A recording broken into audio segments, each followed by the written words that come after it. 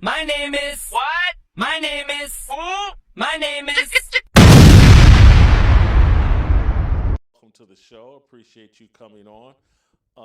Brianna, your thoughts on how quickly this case is moving and what's the atmosphere like at the courthouse and around the courthouse? Well, it's pretty calm. There's a group of people here, though, probably I'd say about a little over 2 dozen who are here right now outside of the courthouse in the parking lot. And these individuals seem to be very pro Carmelo Anthony. They've got signs everywhere, specifically, though, towards the entrance as you're pulling into the courthouse and just showing their support, saying, "We love Carmelo, hands off."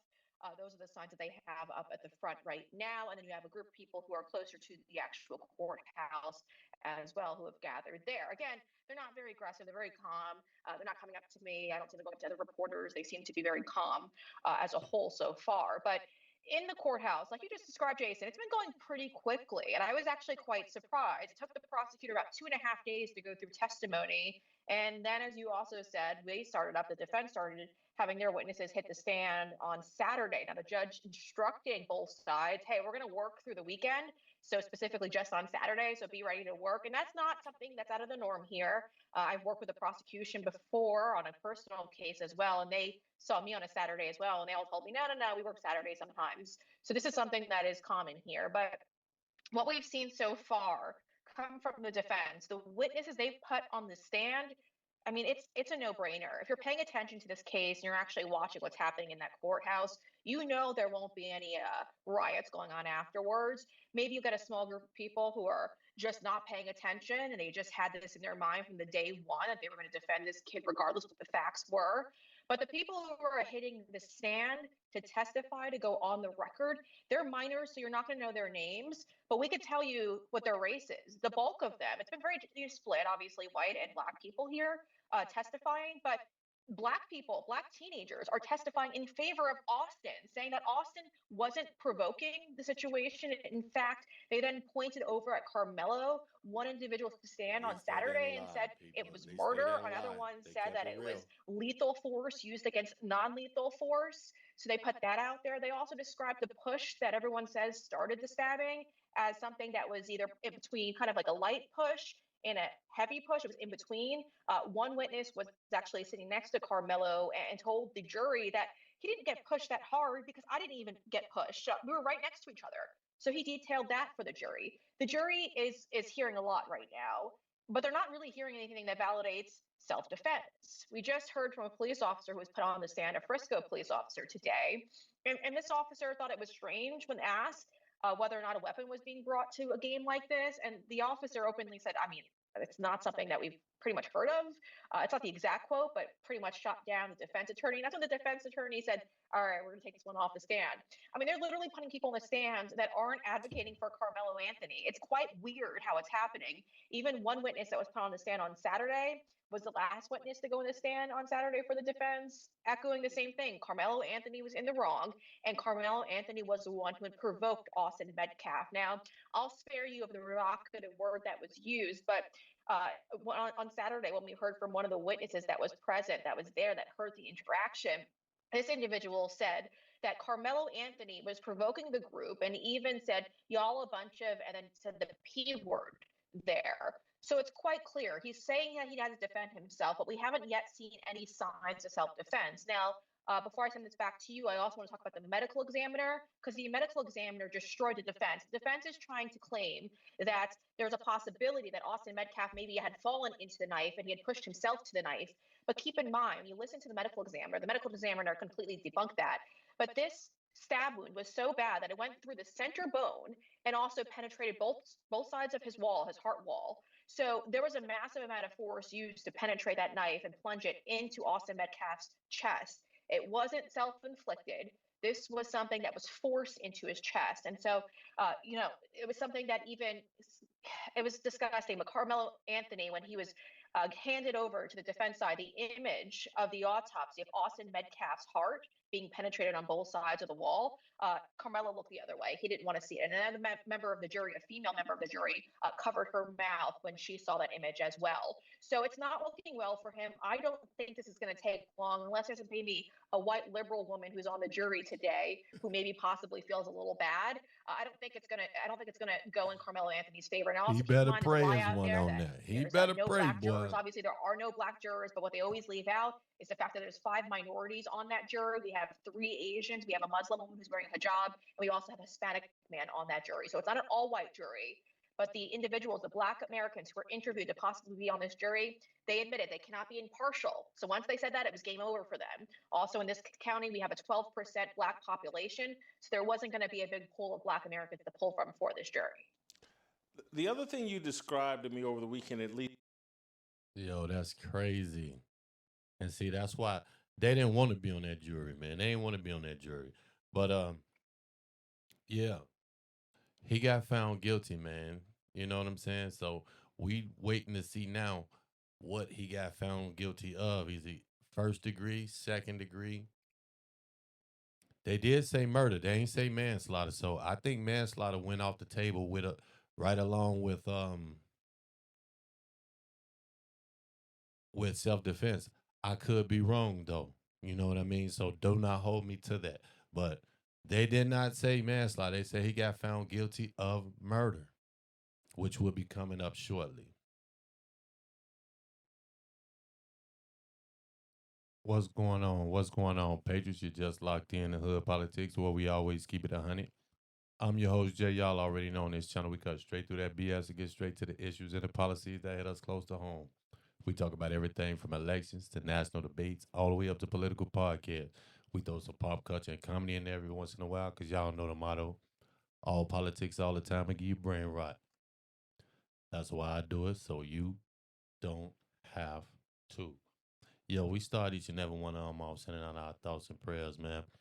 And since we finna be talking about the Karmelo Anthony trial, I want to send out thoughts and prayers, man, to both of the families, to the Metcalf family, because I couldn't even imagine going through nothing like that with one of my seeds.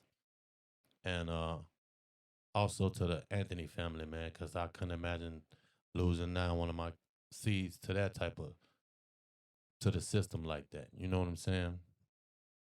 But I don't know, man. I guess I'm finna channel my Tucker Carlson right quick or something. You know?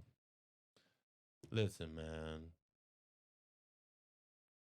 They tell you that the law is clear, that the law is laid out in black and white. You know what I mean? But when you look at a case like Karmelo Anthony up in Frisco, you gotta ask yourself, man, what clear even means anymore. You feel me? You got a situation, simple track meet, high school event, something that supposed to be about the future of our kids, and it turns into a nightmare that ends in a graveyard. And everybody talking about self-defense during that time around like it's some magical shield that makes the cold reality of a dead child go away.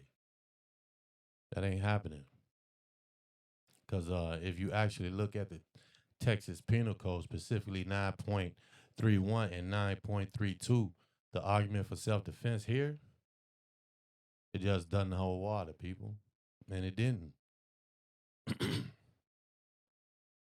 see what I'm saying?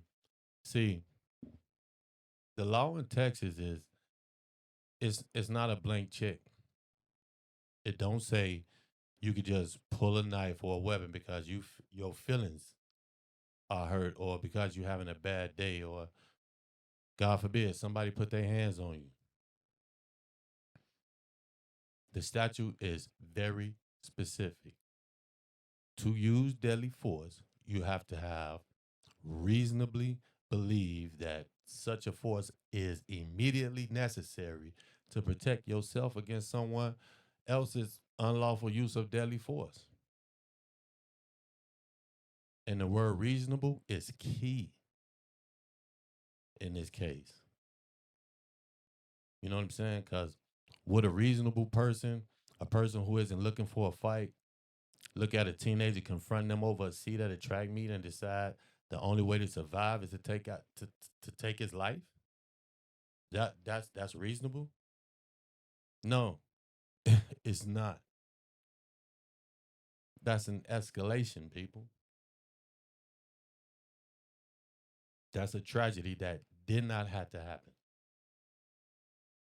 You feel me? And let's be real about the provocation clause.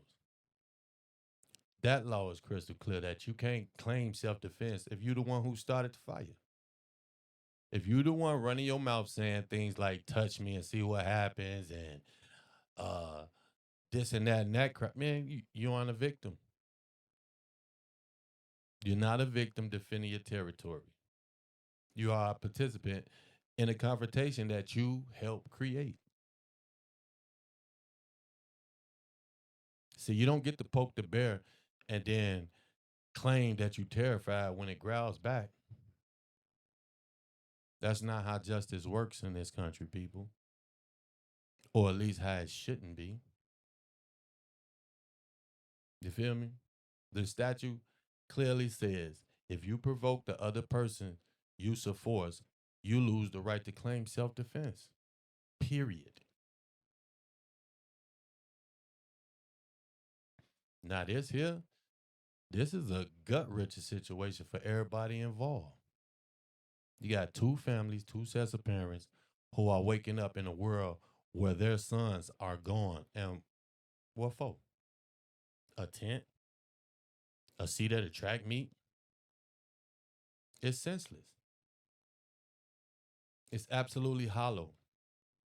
And for us as a community, for us, for our community, it's a stain that's not gonna wash off.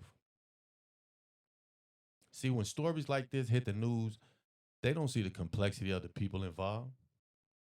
They just see another headline that makes us look like we can't handle our own business without someone ending up in the dirt, bro. It damages us, it demeans us, and it gives ammunition to everyone out there who want to paint us with a broad brush.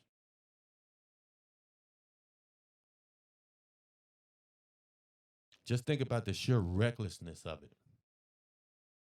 We're talking about a track meet. These are kids, bro.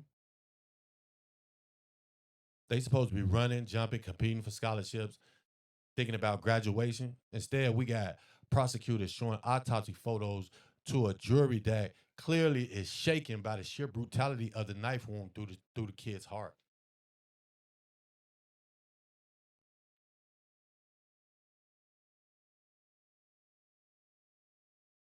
You don't bring a knife to a track meet unless you're looking for trouble.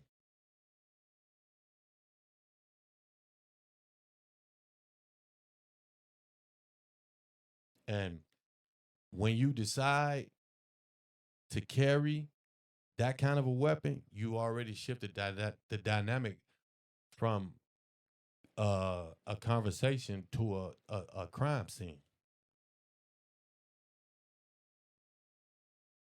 You feel me? And what's even worse is the ripple effect of this situation. You know what I'm saying? When a life is cut short like that, it's not just the person who died who loses, bro. It's the twin brother left behind, the parents who will never see their child walk across the stage, the friends who will never forget the sound of their peers screaming for help. And on the other side, you got a whole nother family watching their son face a reality of potentially spending the rest of his life behind bars. It is an absolute vortex of misery, and nobody wins. Not one single person.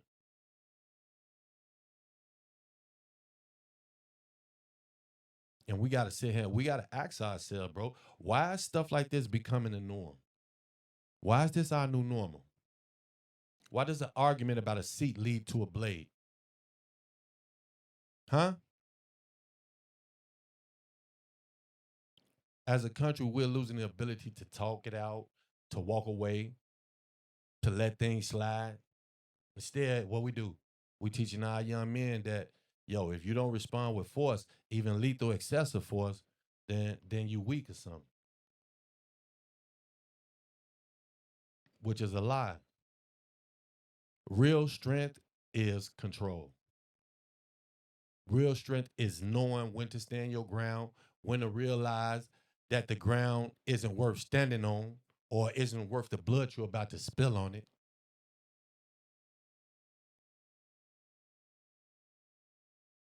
Look, at the end of the day, there's no winners in this situation. There's no victory in the courtroom that could bring Austin Metcalf back. There's no triumph in a defense strategy that ignores the loss of a life. Both of these families are suffering, and the rest of us just left to pick up the pieces of a society that seems to value pride over human life, bro. We got to do better than this, man. We have to teach our young people that your life is worth more than a moment of anger, bro. And your freedom is worth more than the need to have the last word in a petty ass argument, bro. All together, this is all a tragedy, plain and simple. And it's one that should hunt all of us for a long, long time, man. This your boy Jay from Hood Politics, man. Like and subscribe to my YouTube channel. Hit that notification bell so you know when I put some new videos up. Follow me on TikTok, Hood Politics 5.1. This your boy Jay from Hood Politics checking in, and I'm checking out, baby. Y'all know how we do it. Fact, the crowd outside has just heard that verdict, and we are seeing just a tremendous emotional reaction from some of the people in the crowd. Again, it was probably about 30 seconds to 60 seconds after we announced it on the air that people started getting the alerts on their phone. You could see everybody starting to look down at their phone and getting those updates and finding out that Karmelo Anthony has been found guilty of murder. We just got word from inside the courtroom that they are proceeding to the punishment phase. And Jobin Puneker, our reporter in the courtroom, says that he saw Karmelo Anthony's mother audibly sobbing in the courtroom. I bet she was. And they ain't playing no games. Look, I was telling my people earlier this morning, man. I was like, look, we might have a verdict by the end of the day. And it ain't even end of day, and we got the verdict. And not only do we have the verdict, they is about to move on to the punishment phase. Meaning he finna find out what he is about to get, y'all. After that verdict was read. Again, you can see some of the reaction here from outside the courtroom. We're going to keep an eye on that.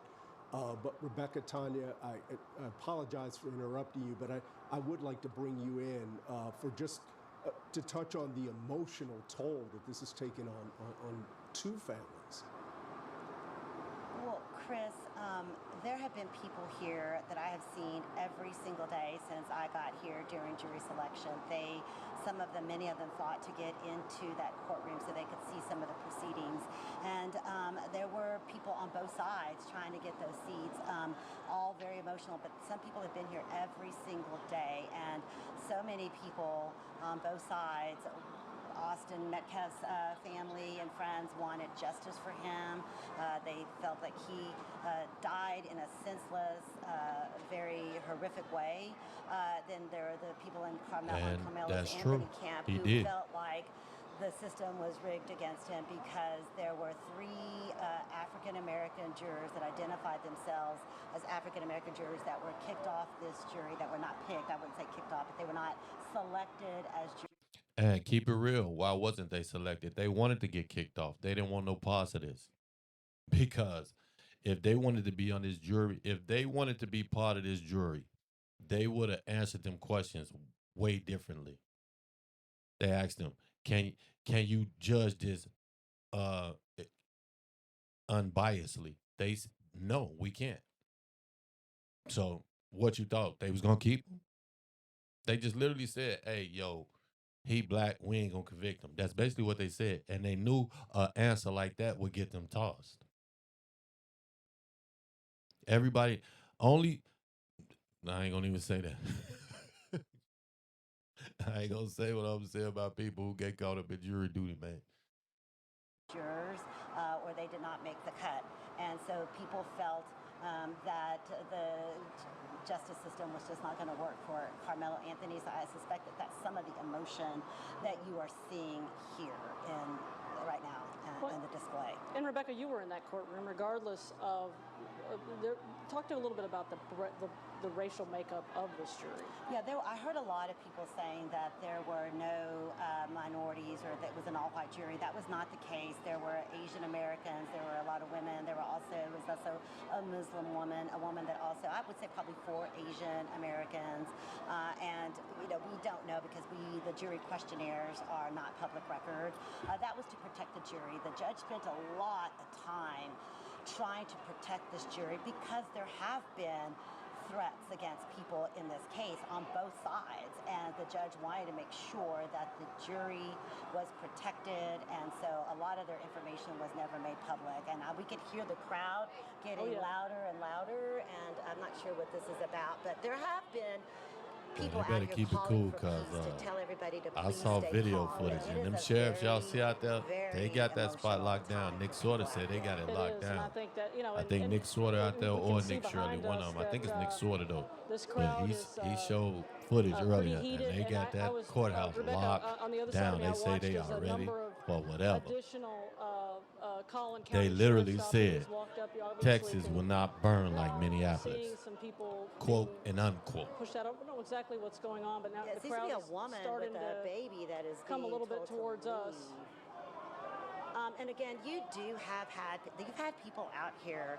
that are not here because, Chris, they truly wanted to see any of this stuff. They never made it into the courtroom. They never even tried to get into the courtroom. They were here for their own political purposes or whatever.